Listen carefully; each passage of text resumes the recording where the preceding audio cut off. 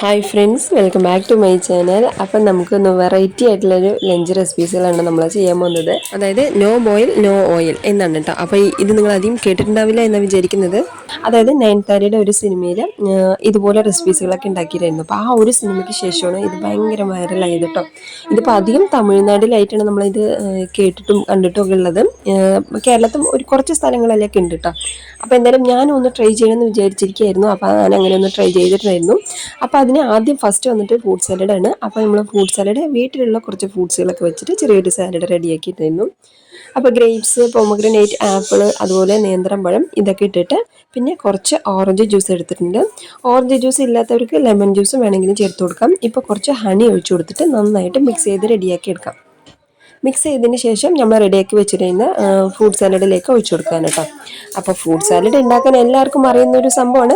എന്നാലും നമ്മുടെ ലഞ്ച് കോമ്പോയിൽ ഇതുള്ള കാലം ഞാനൊന്ന് എടുത്ത് പറഞ്ഞത് മാത്രമേ ഉള്ളൂ. അപ്പം നമ്മൾ ഇതും കൂടെ റെഡിയാക്കി കഴിഞ്ഞാൽ നമ്മൾ ആദ്യത്തെ റെസിപ്പീസായി ഫ്രൂട്ട് സാലഡ് റെഡിയാണ് കേട്ടോ.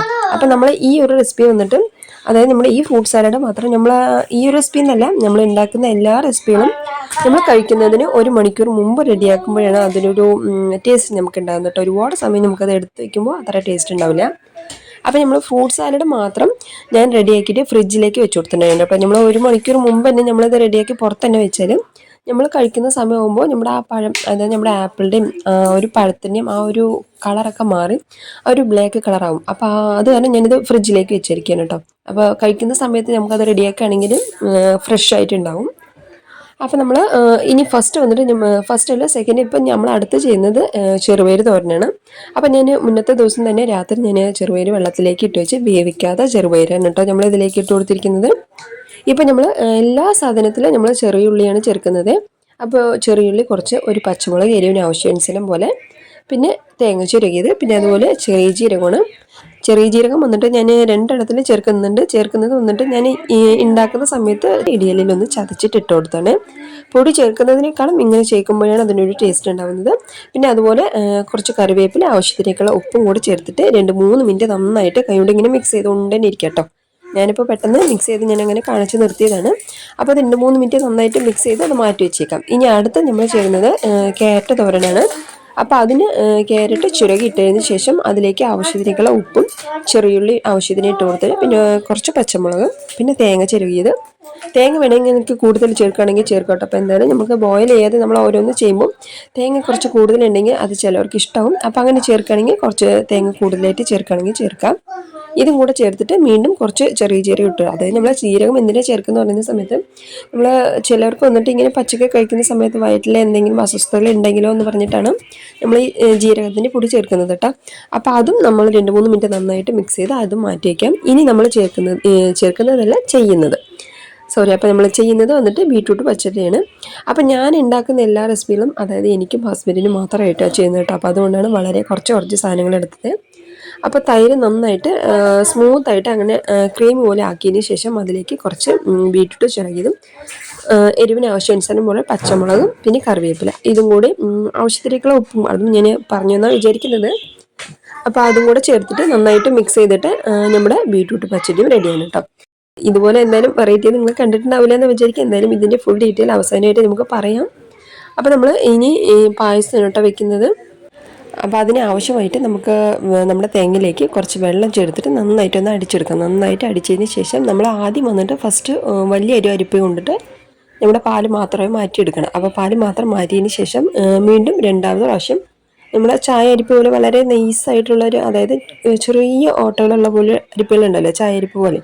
അപ്പോൾ അതിനും കൂടി 2ാമത് പ്രാവശ്യം ചെയ്യണം കേട്ടോ. ഞാനിപ്പോൾ ഒരു പ്രാവശ്യം ചെയ്തത് മാത്രമേ കാണിച്ചുള്ളൂ. ഇപ്പോൾ തന്നെ നമ്മുടെ വീഡിയോ 10-12 മിനിറ്റൊക്കെ ആയിട്ടുണ്ട് കേട്ടോ. അപ്പോൾ അത് കാരണം ഒന്നുകൂടി ലെങ്ത്താന്ന് പറഞ്ഞിട്ടാണ് നമ്മൾ അത് കാണിക്കാത്തത്. അപ്പോൾ നമുക്ക് പാല് മാത്രമേ, നമ്മളെ സാധാരണ പശുപാല് പോലെ നമുക്ക് വേണം. അതുകൊണ്ടാണ് നമ്മൾ 2ാമത് പ്രാവശ്യം അങ്ങനെ ചെറിയ ഓട്ടകളുള്ള ഒരു അരിപ്പ് കൊണ്ട് നമ്മളത് ചെയ്യണമെന്ന് പറഞ്ഞത്. അപ്പോൾ നമ്മൾ ഫസ്റ്റ് ചെയ്യുന്നത് മാത്രമേ നമുക്ക് ഇത് കാണിക്കുന്നുള്ളൂ. അപ്പോൾ നമുക്ക് ഇതുപോലെ നന്നായിട്ടൊന്ന് ഫസ്റ്റ് പാല് മാത്രം മതി കേട്ടോ. 2ാമത് പാല്, അതായത് ഒരുപാട് വെള്ളമാക്കാൻ പാടില്ല, നല്ല തിക്കായിട്ടുള്ള പാലാണ് നമുക്ക് വേണ്ടത്. അതായത് ഞാൻ മൊത്തത്തിൽ പാലെല്ലാം എടുത്തിട്ട് കാണിച്ചു തരാം കേട്ടോ. അപ്പോൾ നമ്മൾ ഇത് കണ്ടില്ല. അപ്പോൾ ഇതുപോലെ എടുക്കുന്ന സമയത്ത് മനസ്സിലായി നമ്മൾ സാധാരണ നമുക്ക് പാലുണ്ടാക്കാവുന്നവരെ അറിയാത്തവരൊന്നും അല്ല. എന്നാലും ഞാൻ ജസ്റ്റ് ഒന്നുകൂടി ഡീറ്റെയിൽഡായിട്ട് പറഞ്ഞത് മാത്രമാണ്. അങ്ങനെ നമ്മൾ ഇനി ഇതിലേക്ക് ബ്രൗൺ ഷുഗറാണ് ചേർക്കുന്നത്. പഞ്ചസാര എന്തായാലും ചേർക്കാൻ പാടില്ല കേട്ടോ. എന്ന് പറഞ്ഞാൽ ഇത് മൊത്തത്തിലെല്ലാം ഹെൽത്തി ഫുഡാണ്. അപ്പോൾ അത് മാത്രം ചേർക്കാൻ പാടില്ല, എല്ലാം നോക്കിയിട്ട് അങ്ങനെയാണ് ചെയ്യേണ്ടത്. ഇനിയിപ്പോൾ നമ്മൾ ഇതിലേക്ക് കുറച്ച് ഏലക്കപ്പൊടി ചേർത്തിട്ടുണ്ട്. അപ്പോൾ ഏലക്കപ്പൊടിയും കൂടെ ചേർത്തിട്ട് നന്നായിട്ടൊന്ന് മിക്സ് ചെയ്ത് മാറ്റി വെച്ചേക്കാം. അതിലേക്ക് നമ്മൾ പഴം ചേർക്കണം, അത് അവസാനം നമ്മൾ കഴിക്കുന്ന സമയമാകുമ്പോൾ ചേക്കാം. ഇനിയിപ്പോൾ നമ്മൾ സാമ്പാർ വയ്ക്കാൻ ആവശ്യത്തിലേക്കുള്ള തേങ്ങ ഇട്ട് കൊടുത്തിട്ടുണ്ട്. ഞാൻ മുമ്പേ പറഞ്ഞ പോലെ ഞങ്ങൾ വളരെ കുറച്ച് സാധനങ്ങളാണ് കേട്ടോ ചെയ്യുന്നത്. അപ്പോൾ നമ്മൾ മാങ്ങയാണ് നമ്മളിതിലേക്ക് ചേർക്കുന്നത്. പച്ച മാങ്ങ വന്നിട്ട് ഒരുവിധം പുളിപ്പുള്ള മാങ്ങയായിരിക്കും കേട്ടോ, പുളിപ്പ് കുറവായിട്ടുള്ള മാങ്ങ ചേർക്കണ്ട. അപ്പോൾ കറിക്ക് ആവശ്യത്തിനുള്ള പുളിപ്പ് വേണമല്ലോ, അപ്പോൾ അത് തന്നെ നമ്മൾ ജാറിലേക്ക് മാങ്ങയും കൂടെ ഇട്ടിട്ട് പിന്നെ അതുപോലെ കറിക്ക് ആവശ്യമുള്ള തക്കാളിയും കൂടെ ചേർത്ത് കൊടുക്കാം. അങ്ങനെ തക്കാളിയും കൂടെ ചേർത്തിട്ട് വെള്ളം ഒഴിച്ചിട്ട് നന്നായിട്ടൊന്ന് അടിച്ചെടുക്കാം. അപ്പോൾ നന്നായിട്ടൊന്ന് അടിച്ചതിന് ശേഷം പിന്നെ നമുക്ക് വെള്ളം ഒഴിച്ചിട്ട് നമുക്ക് കറി എത്ര വേണ്ടത്, സാധാ പച്ചവെള്ളം തന്നെ കേട്ടോ, ചൂടുവെള്ളമൊന്നും വേണ്ട, പച്ചവെള്ളം തന്നെ നന്നായിട്ട് നമുക്ക് കറി എത്ര വേണ്ടത് അതിനാവശ്യാനുസരണം പോലെ വെള്ളം ഒഴിച്ചിട്ട് നന്നായിട്ട് ഒന്ന് മിക്സ് ചെയ്ത് റെഡിയാക്കി എടുക്കാം.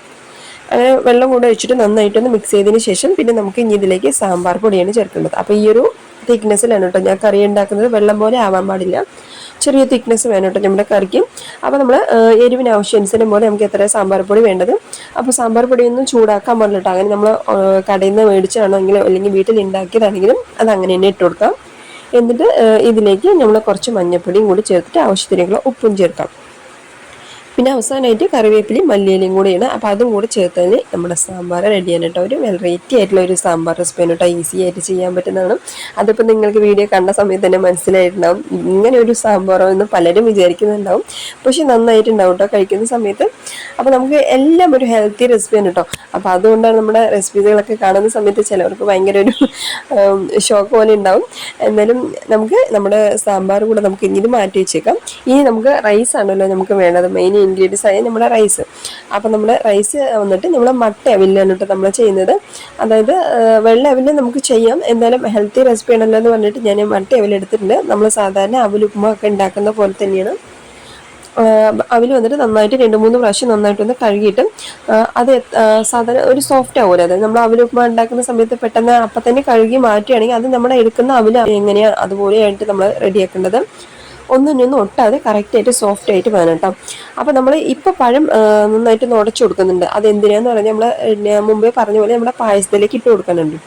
അപ്പോൾ ഫസ്റ്റ് തന്നെ നമ്മൾ ചെയ്താൽ നമ്മുടെ പായസത്തിൽ ഇട്ട് കൊടുക്കുന്ന സമയത്ത് അതിൻ്റെ ഒരു കളർ മാറിപ്പോകും. നമ്മുടെ ഈ പഴത്തിൻ്റെ കളറൊക്കെ മാറാതിരിക്കാൻ വേണ്ടിയിട്ടാണ് നമ്മൾ കഴിക്കുന്ന സമയത്ത് നമുക്ക് പഴം നന്നായിട്ട് ഇതുപോലെ സ്മാഷ് ചെയ്ത് കൊടുക്കാം. ചിലവർക്ക് ഇത് കാണാനോ അല്ലെങ്കിൽ കഴിക്കാനോ ഇഷ്ടമില്ലാത്തവരുണ്ടെങ്കിൽ ജസ്റ്റ് ചെറിയ ചെറിയ കഷ്ണങ്ങളാക്കി വേണമെങ്കിൽ ഇട്ട് കൊടുക്കാം കേട്ടോ. പക്ഷെ നമുക്ക് ഇങ്ങനെ ചെയ്യുമ്പോഴാണ് അതിൻ്റെ ഒരു ടേസ്റ്റ് നമുക്ക് കിട്ടുന്നത്. ഇതിപ്പോൾ നമുക്ക് എങ്ങനെ മനസ്സിലാക്കേണ്ടതെന്ന് പറഞ്ഞാൽ നമ്മൾ അവിൽ മിൽക്കുണ്ടല്ലോ, അപ്പോൾ ആ ഒരു രീതിക്ക് വേണമെങ്കിൽ നമുക്ക് പറയാം കേട്ടോ. ഇതിപ്പോൾ എൻ്റെ ഒരു ഐഡിയയിൽ ഞാൻ അങ്ങനെ ചെയ്തതാണ്. അപ്പോൾ നമുക്ക് ഇതുപോലെ പഴം നന്നായിട്ടൊന്ന് ഇതിലേക്ക് ഇട്ട് കൊടുത്തതിന് ശേഷം ഇനി ഇതിലേക്ക് നമ്മൾ നട്ട്സ് ചേർക്കുന്നുണ്ട്. അപ്പം നട്ട്സ് വന്നിട്ട് ഞാനിപ്പോൾ ആൽമൻഡ്, അതുപോലെ കിസ്മിസ്, പിന്നെ കാഷ്നട്ട്, അപ്പോൾ ഈ 3 നട്ട്സും ഞാൻ ചേർക്കുന്നുണ്ട്. അപ്പം നിങ്ങൾ വീട്ടിലുള്ളത് ഏതാ വെച്ചാൽ അതുപോലെ ചേർത്താൽ മതി. ഇത് നമ്മൾ ചൂടാക്കിയിട്ടൊന്നുമില്ല കേട്ടോ, ജസ്റ്റ് ഒന്ന് കയ്യിലൊന്ന് ചെറുതായിട്ടൊന്ന് ഉടച്ചിട്ട് അങ്ങനെ ഇട്ട് കൊടുത്തിരിക്കുകയാണ്. അപ്പോൾ അതും കൂടി ഇട്ട് കഴിഞ്ഞാൽ നമ്മുടെ പായസം റെഡിയാണ്. നമുക്കിനി സദ്യ വിളമ്പാം. അപ്പോൾ സദ്യ വിളമ്പാൻ നമ്മുടെ ചോറ് കണ്ടില്ലേ, നമ്മുടെ ചോറ് നിന്ന സമയത്ത് നമ്മുടെ അവല്. അപ്പോൾ അത് ഞാൻ പറയേണ്ട ഒരു കാര്യം എന്താണെന്ന് പറഞ്ഞാൽ നമ്മൾ വെള്ളത്തിൽ ഇടുന്ന സമയത്ത് ജസ്റ്റ് ഒരു കുറച്ച് ഉപ്പ് ഇട്ടണം കേട്ടോ. അത് ഞാനത് ഇടയിൽ വിട്ടുപോയതാണ്.